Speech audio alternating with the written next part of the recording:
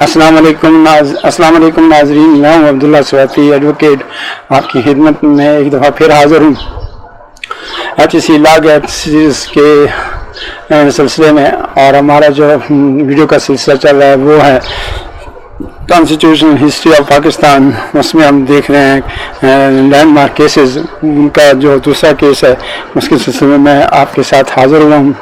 Pattern وہی ہے جو پہلے کیس کا تھا، وہی چینج کی ہے، وہ ہے سوالوں کے جواب آخر پہ دینے کی بجائے میں نے سوالوں کے ساتھ ہی دے دیے ہیں۔ ہمارا دوسرا کیس ہے state versus Dosso and others, PLD 1958 Supreme Court 553۔ یہ کیس بھی بڑا اہم کیس ہے اور اس نے بھی بڑی حد تک ہماری جو لیگل اور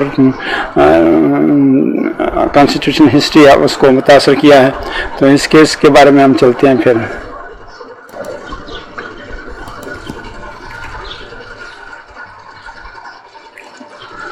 اس کیس میں بھی وہی 4 کریکٹرز بڑے اہم ہیں، بس 2 نئے کریکٹرز کا اس میں اضافہ ہوا ہے۔ وہ ہے اسکندر مرزا جو پہلے صدر پاکستان تھے، اور اس کے بعد ایوب خان صاحب جو چیف مارشل ایڈمنسٹریٹر اور سیکنڈ پریزیڈنٹ بنے۔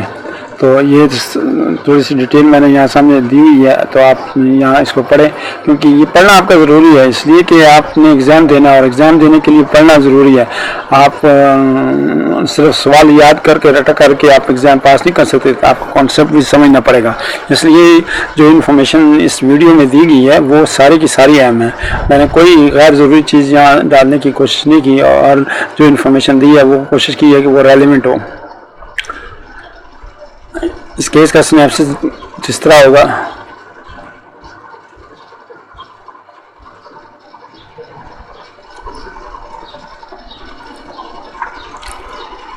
اس میں جو سب سے پہلے ہم یہ دیکھتے ہیں کہ FCR کے بارے میں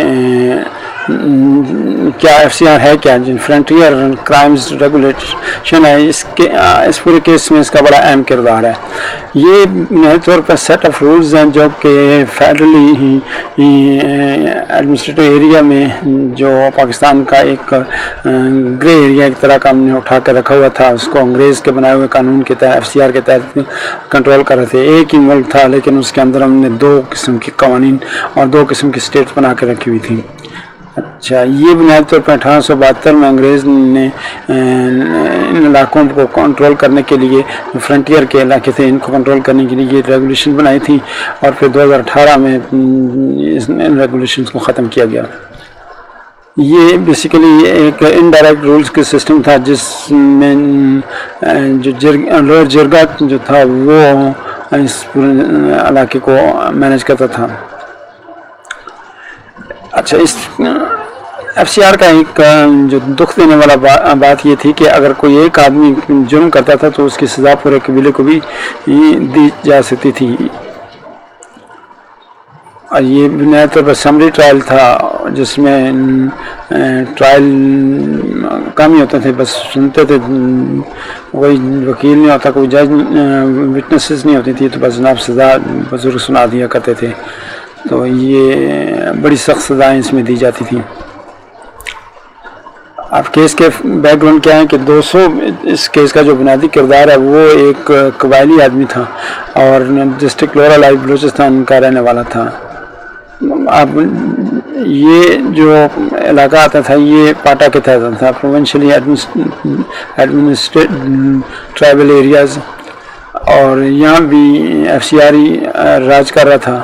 تو FCR کے تحت یہاں پہ جناب اس 200 نے جو قتل کیا اس کو اس کی سزا ملی، یہ کہ وہ اس کو گرفتار کیا گیا اور گرفتار کر کے لوئر جرگا کے حوالے کیا۔ لوئر جرگا نے انہیں سزائے موت کی سزا دے دی۔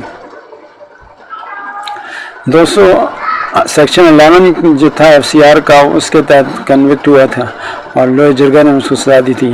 یہ 200 کے جو رشتہ دار تھے انہوں نے پھر لاہور ہائی کورٹ میں اس فیصلے کو چیلنج کیا ریٹ پٹیشن کے ذریعے۔ لاہور ہائی کورٹ نے 1956 کے آئین کے تحت اس کیس کا فیصلہ 200 کے حق میں کر دیا۔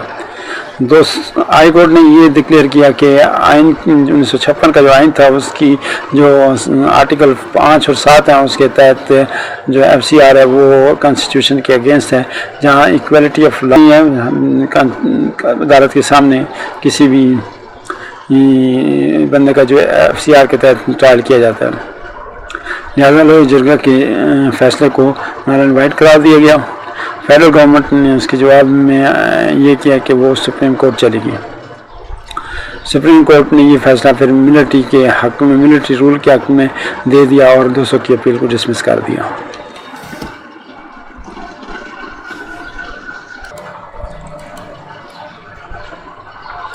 اب اس کیس میں جو لیگل چیلنجز کا سامنا تھا عدالت کو وہ کیا تھا؟ 200 نے writ petition Lahore high court میں جو جرگہ تھا وہ جرگہ اس کے فیصلے کے خلاف جو ریٹ کی تھی وہ یہ تھی. اس نے کہا کہ میں پاکستان کا شہری ہوں اور لوہے جرگہ کا جو فیصلہ ہے وہ غیر قانونی ہے، مجھ پہ اپلائی نہیں کرتا کیونکہ یہ FCR کے تحت دیا گیا ہے جبکہ میں FCR کے تحت فعال نہیں کرتا. 200 نے یہ کہا کہ میں پاکستان کا شہری ہوں لہٰذا FCR کے تحت جو مجھے سزا دی گئی ہے وہ غیر قانونی ہے اور لہٰذا انصاف کا تقاضا یہ ہے کہ اس سزا کو معطل کیا جائے. اس دوران جو ہے نا ملٹری نے ٹیک اوور کیا اور جو آئین ہے اس کو معطل کر دیا. لہذا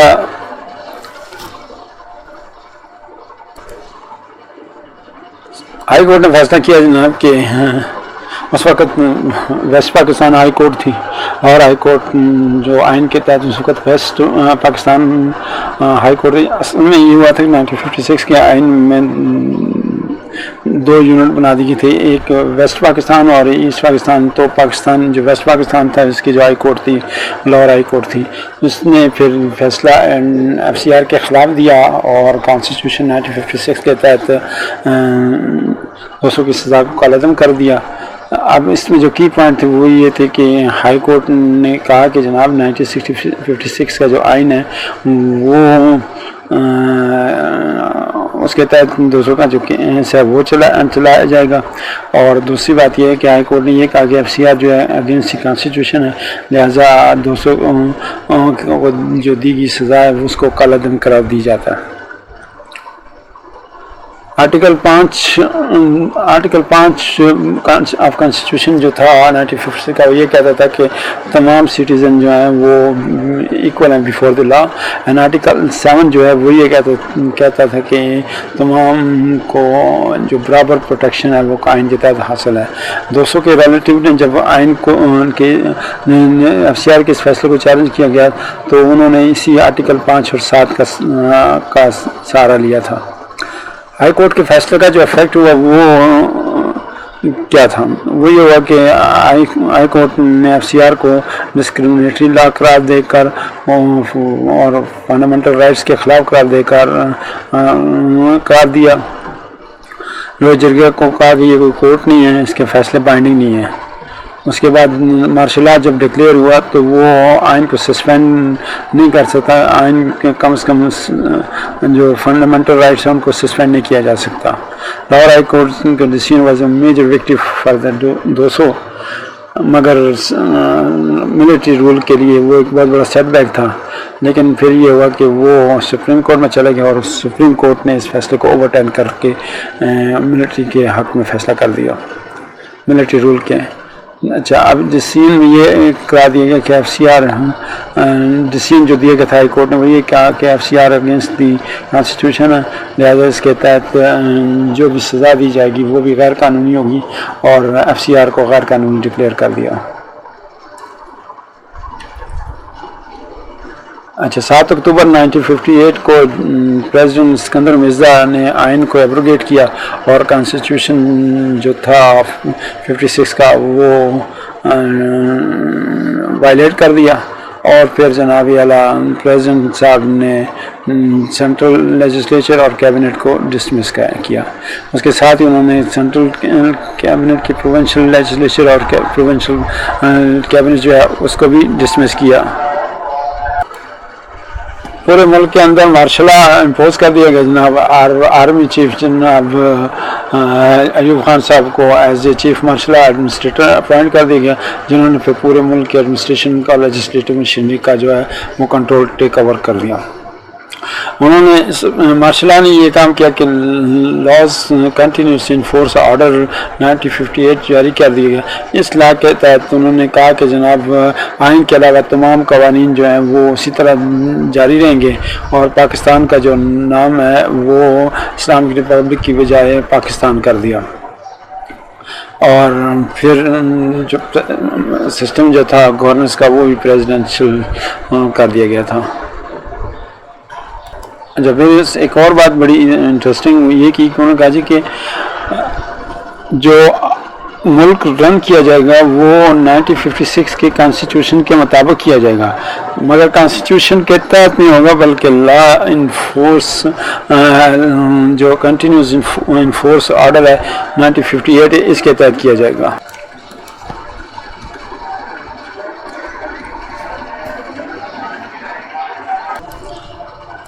یہاں سے پھر جناب ڈاکٹرائن آف نیسیسٹی نے دوبارہ جنم لیا. اچھا، جب سپریم کورٹ میں اپیل کی گورنمنٹ نے تو گورنمنٹ نے یہ اپیل لی کہ جناب جو فیڈرل گورنمنٹ جو ہے وہ اس کیس کے خلاف سپریم کورٹ میں چلے گی، ہائی کورٹ کے فیصلے کے خلاف. تو سپریم کورٹ نے جو 13 اکتوبر 1958 جو ہے وہ ڈیٹ آف ہیئرنگ فکس کی اس کیس کی. لیکن اس سے پہلے یہ 7 اکتوبر 1958 میں ایک بڑی زبردست چینج آئی ملک کے پولیٹیکل ہسٹری میں، اور پہلا مارشل لا جو ہے وہ پاکستان میں امپوز کر دیا گیا. وہ بھی اسکندر مرزا صاحب نے کیا، اور جس کے نتیجے میں آئین کو سسپینڈ کر دیا. سپریم کورٹ نے اس میں جو ججمنٹ دی وہ جناب یہ کہ سپریم کورٹ نے کہا کہ بدنام سائٹ کی سے سنا بڑی باریکی سے، اور اس کے بعد سپریم کورٹ نے اپنی ججمنٹ میں کہا کہ جناب جو مارشل لا ہے وہ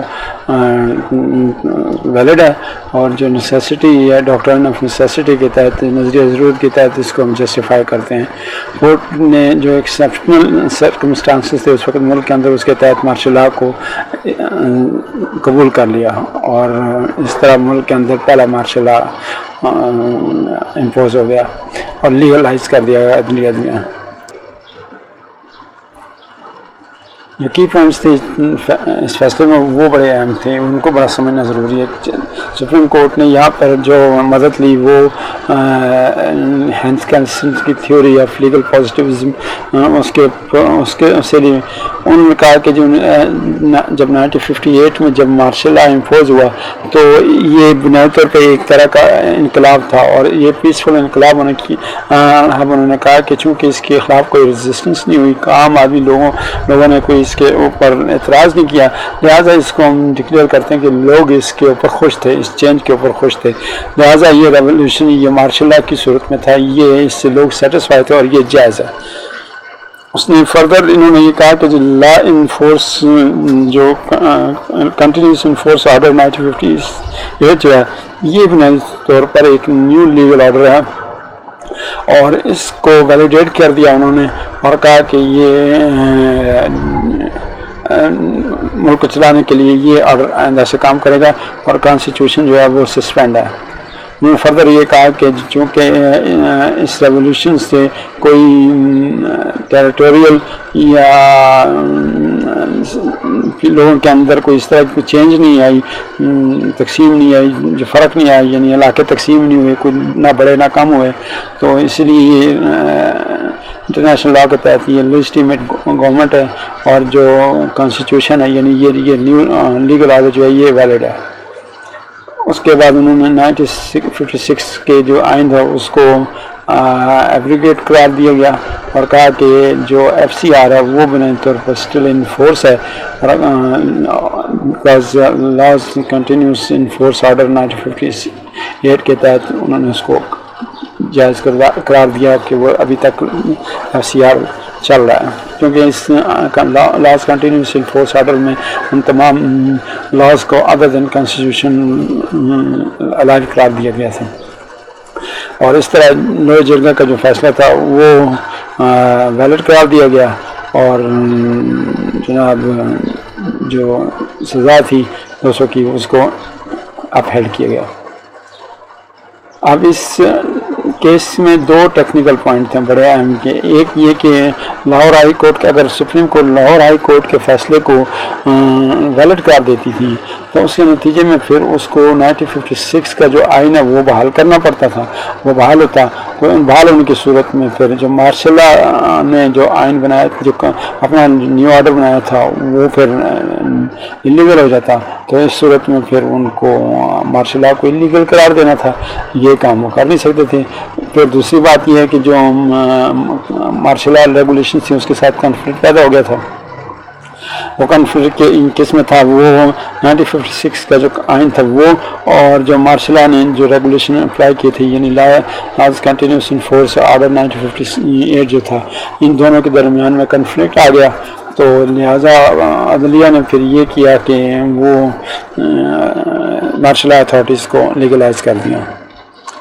اور recognition of laws continuance in force order, supreme court نے کہا جی کہ laws continuance in force order جو ہے وہ نیو لیگل آرڈر ہے, اور اس کے تحت لاز جو ہیں, جو پرانے لاز وہ ٹھیک ہیں, کریکٹ ہیں, اور جوڈیشل ڈیسیژن بھی اس کے تحت ہوں گے. اور اس کے بعد ایف سی آر کو ریسٹور کر دیا گیا 1956 کے قانون کے تحت, جو ہے وہ چونکہ وہ اب ایبروگیٹ ہو گیا لہٰذا اس کے تحت یہ نہیں آتا, اور وہ آئین جو ہے اس کی جگہ پہ لے لیا laws continuance in force order 1958. تو اس کے تحت یہ جناب جائز ہو گیا. اب چلو جرگہ کا فیصلہ جو ہے وہ جائز ویلڈ اب ہیلڈ کر دیا گیا. اس کیس میں ایک جج ایسا تھا جس جج نے بینچ سے ہٹ کے فیصلہ دیا اور ڈسینٹنگ اوپینین دیا. انہوں نے یہ کیا کہ وہ تھے جسٹس اے آر کارنیلیس. انہوں نے اس بات سے ڈس ایگری کیا کہ جو ملٹری رجیم جو ہے وہ based on doctrine of necessity جو ہے, ان کا کہ ایسا کچھ بھی نہیں ہے. ان کا military takeover was unconstitutional, therefore invalid. He contended that the military assumption of power and abrogation of constitution violated the principles of constitutional governance and the rule of law. According to him, the constitution should have been upheld and respected, and any act contrary to the constitution should be deemed illegal and void. اپنے descent میں اختلافی note میں جناب justice Cornelius نے question کیا کہ application of doctrine of necessity جو ہے, یعنی نظریہ ضرورت ہے, اس کو ضرورت نہیں ہے اس ملک کے اندر ہمیں اسٹیبلش کرنے کی, کیونکہ ہمارا جو لیگل فریم ورک آرڈر جو ہے وہ ہے کانسٹیٹیوشن ہے. اور ملٹری کا جو ایکشن ہے اس نے اس کانسٹیٹیوشن کی سپریمیسی کو اور رائٹ آف فریڈم کو جو کہ لوگوں کو دی گئی تھی آئین کے تحت, اس کو سلب کیا ہے. اب اس فیصلے کا ملک کے اوپر اثر کیا پڑا؟ پہلا اثر یہ ہوا کہ نظریہ ضرورت اس نے آنے والے بہت سارے مارشل لاز کو وہ جائز قرار دیا گیا.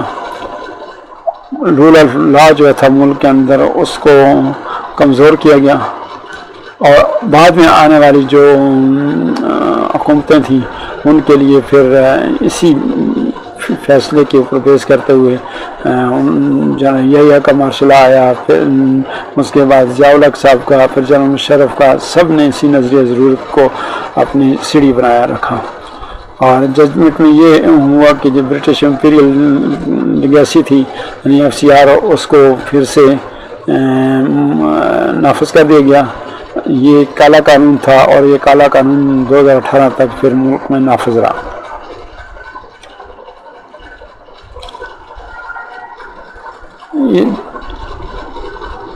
اس کے اوپر جو ہمارے لیگل اسکالرس تھے انہوں نے بہت کرٹیسائز کیا اس فیصلے کو. 200 کیس نے رول آف لا کی جو اہمیت تھی ایک ڈیموکریسی میں, اس کی اہمیت کو اجاگر کیا تھا, اور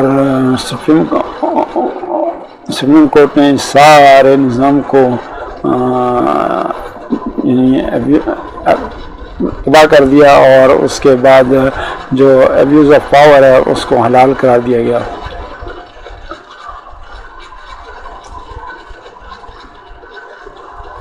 اچھا، مگر اس کے اندر یہ ہوا کہ verdict was a serious blow to the independence of judiciary. Judiciary independence کا تو بس ایک مسئلہ ہے، وہ ابھی تک ہمارا اسی طرح ہی ہے، اور اس کی بنیاد اسی طرح کے فیصلوں سے شروع سے پڑ گئی تھی. تو پھر یہ لاز کنٹینیوس فورس آگے جو ہے یہ 1958 میں جو ہے یہ پھر اس نے ججوں کو اپنا پابند کیا کہ وہ اس کے مطابق فیصلے کریں. اچھا، اس نے ایک اور بڑا امپیکٹ پڑا اس فیصلے کا، وہ یہ ہوا کہ آئین کا 1956 کا آئین جو بڑی محنت اور بڑی تب و دو کے بعد جس کا متفقہ طور پر آئین بنا تھا ایسٹ اور ویسٹ پاکستان کے درمیان میں، جب اس کو ایبروگیٹ کر دیا گیا تو وہ جو مسائل تھے وہ پھر اسی طرح کھڑے ہو گئے، اور اس طرح ایسٹ پاکستان کے جو مسائل جو گریونس تھے وہ دوبارہ پھر زندہ ہو گئے، اور اردو اور جو بنگالی زبان کا مسئلہ بنا تھا وہ پھر اسی طرح رہا. بہرحال مارشل لاء نے اس کو تباہ و برباد کر دیا. تو اب آپ نے کیا کرنا ہے، یہ ایم سی کیو ہیں آپ کے اس پورے کیس کے بارے میں، بہت محنت سے تیار کیے گئے ہیں. اگر آپ کو ان میں کوئی غلطی نظر آئے تو کمنٹس میں بتائیں، دوسروں کو بھی اس کا فائدہ پہنچے گا. اور اس کے علاوہ اگر کوئی سوال آپ سمجھتے ہیں کہ مس ہو گیا، کوئی اینگل مس ہو گیا، تو وہ آپ کے پاس سوال ہے تو آپ کمنٹس میں اس کو پوسٹ کریں تاکہ دوسروں کو بھی اس سے فائدہ ہو. تو اب یہ جو کوشچن ہے یہ آپ نے سکون سے دیکھنے ہیں، ان کو سمجھنا ہے، اور اس کے بعد جواب بھی وہاں پہ دیے ہوئے ہیں ساتھ ہی، تو آپ اس کو اس کے مطابق جواب بھی دیکھیں اور اس طرح تیار کریں، بار بار تیار کریں. اگر ایک بار آپ سمجھتے ہیں کہ آپ کو سمجھ نہیں آیا تو دوبارہ آپ تیار کریں، لیکن ان کو چھوڑنا نہیں ہے آپ نے.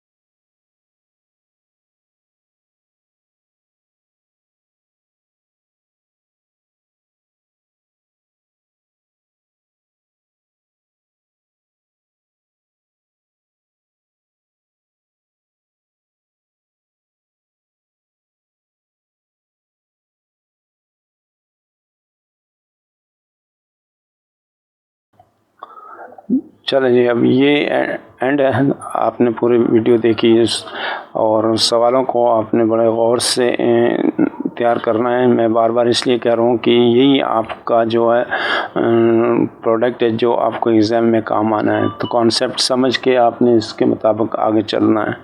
تو thank you for watching this video, اور آپ شیئر کریں آگے، دوستوں تک بھی اس کو پہنچائیں، اور تاکہ جس کو پہنچے، وہ جس تیار کر رہا ہے لا گیٹ کے لیے اسٹوڈنٹس، اس کو بھی اس کا فائدہ پہنچے۔ جتنا پھیلائیں گے اتنا آپ کے لیے اچھا ہوگا، آپ کو اس کا بھی اجر ملے گا۔ تو اگلی ویڈیو ہے ہمارے آسمان جیلانی کیس ہے، تو اس تک کے لیے اجازت دیں۔ اللہ حافظ۔